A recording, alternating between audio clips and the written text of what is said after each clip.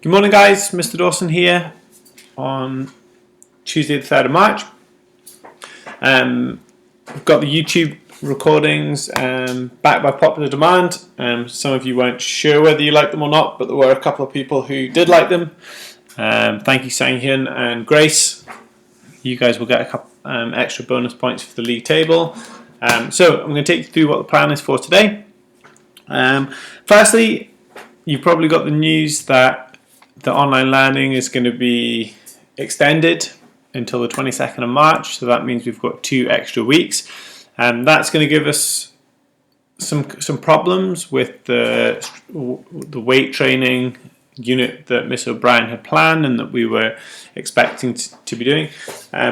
So Miss O'Brien is going to be in touch soon, and one of your classes this week, probably Friday session, as that's the only one left now, will be some kind of a workout. Miss O'Brien's working out how she's going to do that, but we need to do it, so that's going to start this week, and you'll log the first 3 weeks, this week, next week, and the week after. How's everyone feeling about that? Pause the video just now, go on the Google Hangout, and we're going to use Padlets again today. So go on to the Padlet that I've shared and let us know how you're feeling about the extended school shutdown. Are you happy about it? Frustrated? Let people know how you're feeling on the Padlet. Okay, welcome back. So I'll take you through what the plan is for today. We're going to finish off skills and skill acquisition, which is chapter 8. So what you need to do is click on the Google slide presentation. That will take you to here, and I'll quickly run through what the plan is for today. The content we're going to cover, you can do this in your own time, so I'm going to go through it quite quickly. So part 2. So yesterday what we focused on was skill versus ability. What's the difference? The 6 characteristics of a skill performance, the 8 factors that can affect the variation of a skill level for a performer, and then the different ways that you can classify a skill. Apologies, the quiz yesterday had some different ways of classifying skills, but you guys need to think about them in terms of being open and closed, fine or gross, basic and complex. So as long as you can identify skills on those 3 continuum, then you'll be fine. So today we're going to look at the simple information processing model. Not sure why the output has come up there, but it should be input first. Once you've gathered all the information, visual, verbal, sensory, then you can make a decision. So you analyze the information, the input information, you make the decision, that then links to an output where the brain will send a signal to your muscles.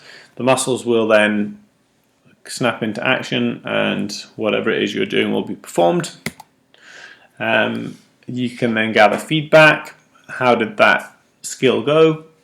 Verbal, visual, kinesthetic.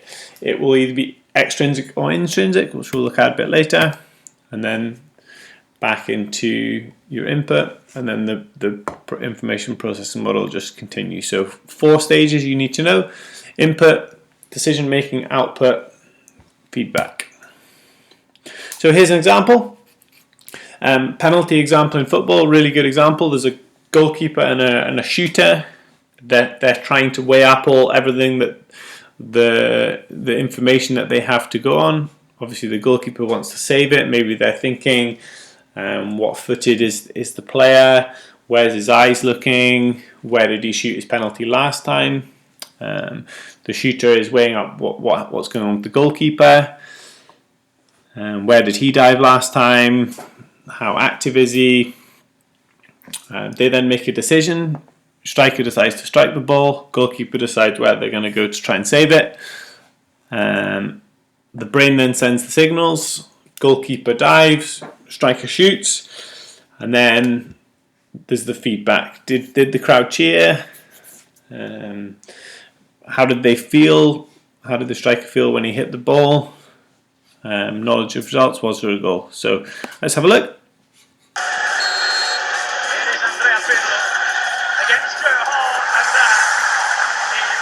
So this was Italy against England. in the European Championships in 2012. Spoiler alert, it's England in a penalty shootout, so they lost. But the feedback, you can watch it again, you can hear the crowd after he does it. The kind of roar from the Italians will be feedback for Paolo that he's scored. Okay, so at different stages today, when this task slide comes up, get yourself on the Google Hangout. I'll put a Padlet up, and then you can post a little contribution to that. So for this one, you're going to find your own example from a sport and explain how the information processing model works for this activity, just as I've done for the penalty example in football. So there are two different hypotheses that you guys need to know about. There's the single channel versus the multi-channel hypothesis. You can read through it. You can then watch these videos and comment on which theory you think it supports, whether the brain can have lots of different inputs and still manage to weigh them all up, or whether they just need one kind of single input in order to function effectively. So there are 3 stages of learning that you guys need to know about. Stage 1 is the cognitive stage, stage 2 is associative, and stage 3 is autonomous. So have a look through those 3, complete the task. Again, there'll be a Padlet that I'll post on the Hangout, so have a look on there. Feedback. So feedback is information that a performer receives about their performance. There are 2 main types of feedback. There's extrinsic feedback, which is any information that comes from an external source, and then there's intrinsic feedback, which comes from within. So that's how you feel, your emotions, also known as kinesthetic feedback. So there are 2 other things you need to be aware of. Knowledge of results, so that's maybe the score in a match, the place you have in a race, the time that you get in the swimming pool, and then there's also knowledge of performance, which is analysing the technique that you used. For example, if you were to analyse your layup, did you use the steps correctly? Did you go through the correct coaching points? That's another way that you can think about feedback.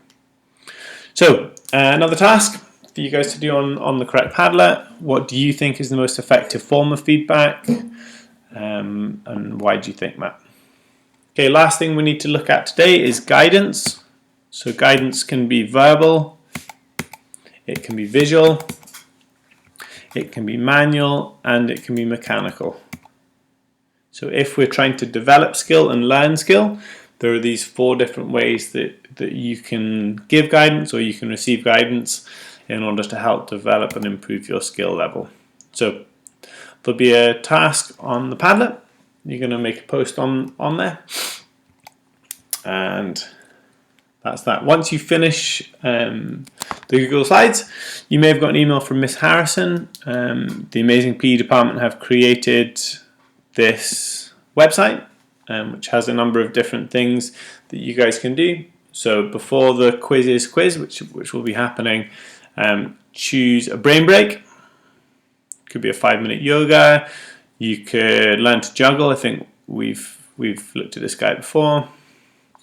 Not sure there's going to be time for a 10-minute walk, but there's lots of different things that we've put on here to help you guys stay active while the school's out. And there's no ECAs, no football, no swimming, none of that. If you want a longer workout, there is Joe Wick's 7 Days of Sweat. There's some yoga, and there is a Strava challenge that we've set up, which you guys should all be on. If not, just click on the link and join the DCSL Leopards, and you'll be able to see what the rest of the students and teachers have been up to. So you can see Miss Young's been out running and Miss O'Brien's been out cycling. and Cornelia has also been doing a bit of running as well. So good job, Cornelia. Okay, back to it. Once you've had your brain break, then there will be the quizzes. This week's quizzes was made by me, so hopefully it matches the spec a bit better.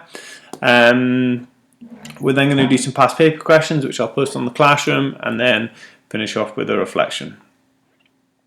Okay, get on the Hangout, and I'll see you soon.